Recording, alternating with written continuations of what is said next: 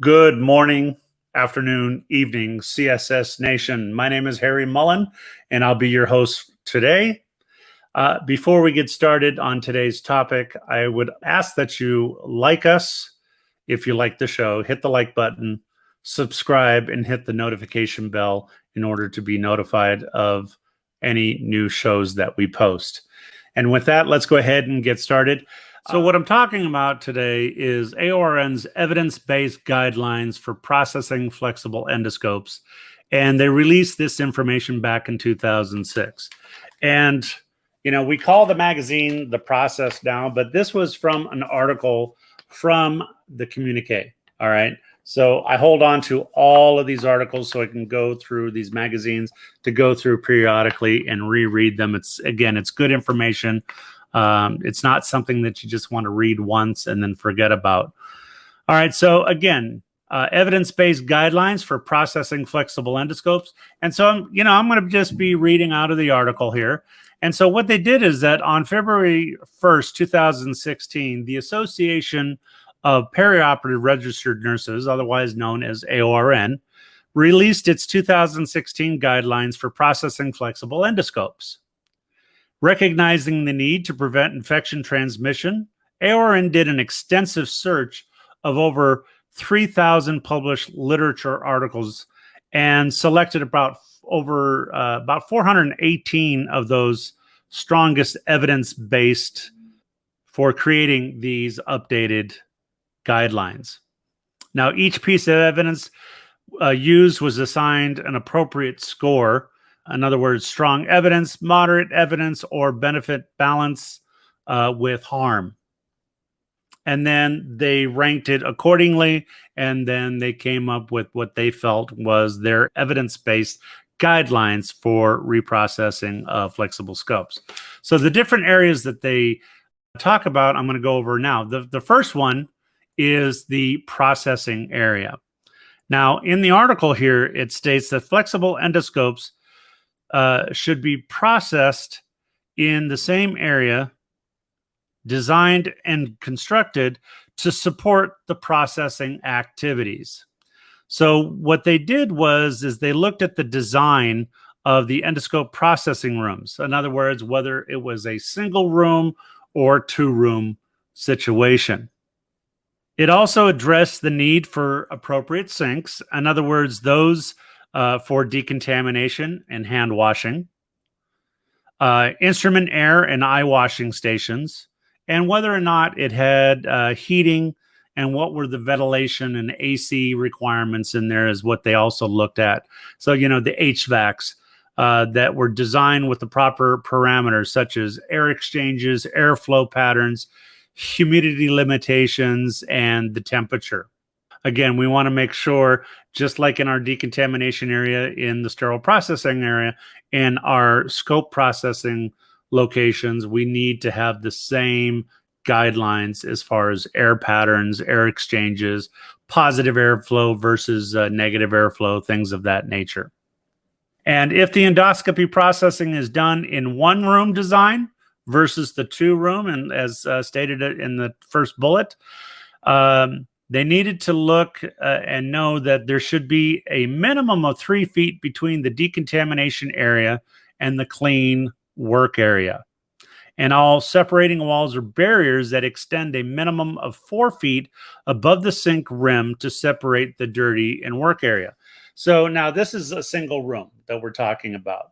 And oftentimes, even though they do have some type of barrier, so let's say you have one long countertop, you have your sink, you have a plexiglass that goes 4 feet above the rim of the sink, and then you have your processing area, which has your setup table or countertop, and then you have your AER or something to that nature. So you're all processing everything in one room. So you have to remember to have what's called procedural separation, all right? So which meant that nothing going on in the room should be done at the same time. So if you're working on the decontamination, the assembly and using of any cleaning equipment like AERs should not be done at the same time. You had to have that procedural separation between all of that. All right, and that helped to prevent cross-contamination.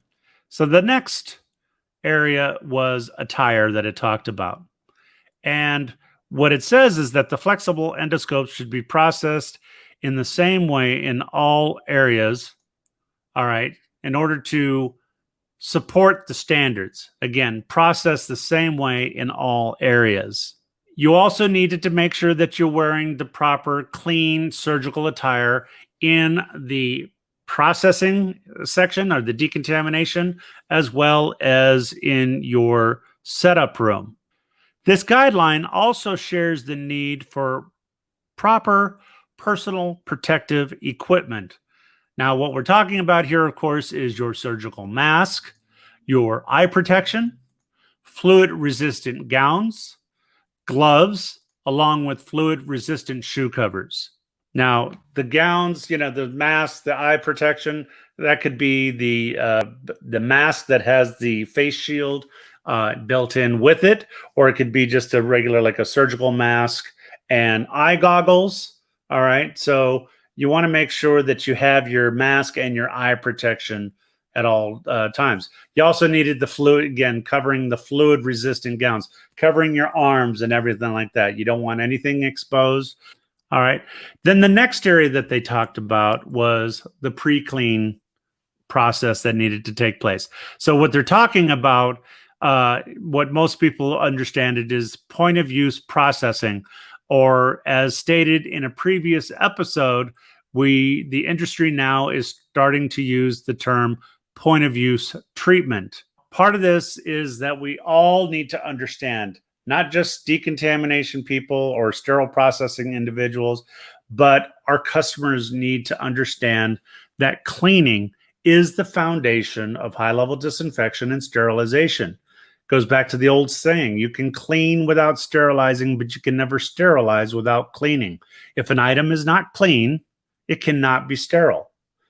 It also stated that we needed to make sure that we're following the manufacturer's instructions for use in the pre-cleaning setup. So the user department needs to have copies of the IFUs to make sure that they're doing the process appropriately, which also meant that they need to use a fresh solution for each new processing of a scope. So if you have a big bucket of solution, you didn't want to put a scope in there and do the flushing and the pre-cleaning and wiping down and using that same bucket of solution for every scope that you're processing, because what you're doing is you're cross-contaminating. All right. So again, all of this is point of use treatment. The user department doing this prior to sending it to us.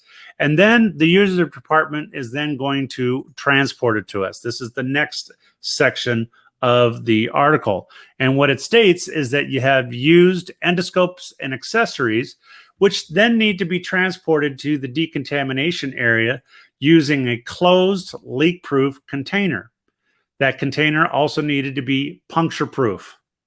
Now, whether you're using a container or a cart, it needed to be large enough in order to hold the scope without causing damage. And then you also need, whether it's a container, typically a red container with a biohazardous symbol, or whether it was a cart that has a biohazardous symbol, it needs to be labeled with that biohazardous label to notify individuals that we're coming across in the hallways in transportation, because we don't always have a dedicated lift or elevator to send it through, that it's to warn them to stay away from us, that we have contaminated goods and we do not want them to be affected. It also, in this article for transportation, talks about biofilm forming. So procedures need to be in place in order to record the time the endoscope procedure was completed, because we have a certain amount of time in order to start the process, our process of cleaning it, because these scopes can actually dry fairly quickly. So understand, cleaning must begin immediately in order to prevent biofilms from forming, and thus avoiding any formation of a superbug that might infect a patient. Now, if you all think back in 2015, 2016, I know that 2015 we had the LA Times here in California that had noted the superbug or CRE with the duodenoscopes at UCLA, and that they reported that patients were not only infected, but several patients had died as well. That same year, Cedars-Sinai in Los Angeles had the same report. And then the following year, Huntington Hospital in Pasadena also had an article in their local newspaper talking about it. But luckily for their facility, patients were infected, but they had no reported deaths. All right, so that was a good thing. And, again, going back to the IFUs, as we all know that manufacturers changed their IFUs in order to make it more effective, because we found out with the duodenoscope, I believe it was Olympus, that had roughly, let's say, 65 steps in the beginning, and they have well over, let's say, 150 steps now into properly cleaning their duodenoscopes, because under the elevator, the deflector, instrument deflector at the distal tip, that was the area that was causing problems and the superbug was forming. And it's not that people at UCLA or Cedars-Sinai or even Huntington weren't doing their job properly. They were following the IFUs. Unfortunately, the IFUs were not sufficient in order to get the job done. All right, so after transporting the items to the decontamination area, very important that we do our leak testing. All right, extremely important to test all scopes. You need to do this according to the manufacturer's IFUs. We do this when we receive newly purchased scopes. We do this after every use. So if it gets used on a patient, it comes back to the department. We leak test it. We also do it after repairs and when we have scopes that are being returned to us after we've loaned them out. And then once we know that the leak test, that the scope is not going to fail the leak test, we do the manual cleaning process, and then we have the mechanical cleaning process. Again, the mechanical cleaning begins after the leak test and done before it is processed in a high-level disinfector or AER or is sterilized. Now, determining whether you're going to be using high-level disinfection or sterilization needs to be determined by reading the manufacturer's IFU. So if it's compatible with an AER and you're directed by the manufacturer, then you can go ahead and follow the process that they're stating. All right, now the point of using, let's say, a high-level disinfection process with an AER or using sterilization is that it helps improve the cleaning effectiveness. All right. It also increases efficiencies and will minimize exposures to staff.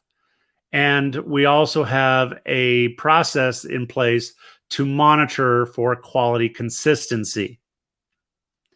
We also have to remember that cleaning and rinsing should be performed with the type of water, cleaning solution, and brushes that are recommended by the manufacturers within their instructions for use. So water quality, very important. Using the proper enzymatic cleaner or detergent that the manufacturer states that you have to use, as well as using the proper brushes, especially when dealing with channels. If a scope has a channel, then if the brush is too small, we know that we're not cleaning all levels of the scope properly. If the scope, the brush is too big, the scope can become damaged. All right, so it's very important that we're following the IFUs, and we're, in their IFUs, they tell you exactly the appropriate size brushes to use depending on what part of the scope that you're cleaning. In the article, it then goes to talk about where you inspect and test for cleanliness. So understand that flexible endoscopes, accessories, and associated equipment need to be inspected visibly. All right, number one, for cleanliness, we need to also check the integrity or check for damage and functionality. The internal channels should be inspected using a camera or a borescope, which means using some type of lighted magnification. And then ultimately, we need to test for that cleanliness by using some type of cleaning verification process, whether it's using ATP or a chemical reagent test after each use, or daily, on a daily basis, or anytime we have new scopes. Then we talk about the high-level disinfection or sterilization. Now, again, you have to follow the manufacturer's IFUs. And part of that, what the manufacturer does is they're kind of using the Spalding classification. So you might have a manufacturer that says you can do high-level disinfection or you can do sterilization. So typically, we look at the Spalding classification, as we know, whether the item is considered non-critical, semi-critical, or a critical device. Critical meaning it needs to be sterilized, and semi-critical meaning that you can use high-level disinfection or sterilization. But again, going back to the manufacturer's IFUs. And then lastly, the article basically talks about storage. All right, so now I'm going to go back to the article here. And it basically says that flexible endoscopes and endoscope accessories should be stored in a manner that minimizes contamination and protects the device or items from damage. Again, so minimizes contamination and protects it from damage. The drying cabinets should be located in a clean and secure area and not in a procedural room. So in other words, if it should not be in the room where the procedure is being performed. And it should be subjected to some type of circulation of filtered air. And that filtered air should be forced through a channel as well as around the device. Now, don't always have an actual drying cabinet. Sometimes we just have storage cabinets. So if you don't have a drying cabinet that is not available to you, you're going to use a closed cabinet instead. But hopefully it still has positive airflow circulating around the device. And staff, when handling the items, should wear gloves. In addition, you should have a multidisciplinary team that should determine how long a scope should hang before reprocessing. So the recommendations, depending on whether you look at, let's say, the AAMI guidelines, which the AAMI says you got to go to the manufacturer, what the manufacturer says. Manufacturers, kind of point to SGNA. SGNA has its recommendation, but it's a broad range. And so bottom line is it's evidence-based. You want to make sure, whatever process you're using, you've done your own research and your own testing to make sure that is effective and in other words, best practice in order to protect the patient. And following these evidence-based recommendations are going to help maximize the effectiveness of flexible endoscope processing and minimize the risk of infection transmission to the patient. I want to thank you for listening to me today as I go over AORN's evidence-based guidelines for processing flexible endoscopes. Remember to like our show, hit the like button. Also subscribe and hit the notification bell. We'd really appreciate it if you follow us. And we look forward to future episodes. So be sure to make comments. Let us know whatever topics you want to hear about. Myself and my co-host, Pernell, who will be coming back to us very shortly. So we'd like to do shows that you want to hear about. If Pernell was here, I would ask him any last comments, and he would say, "We'll be back."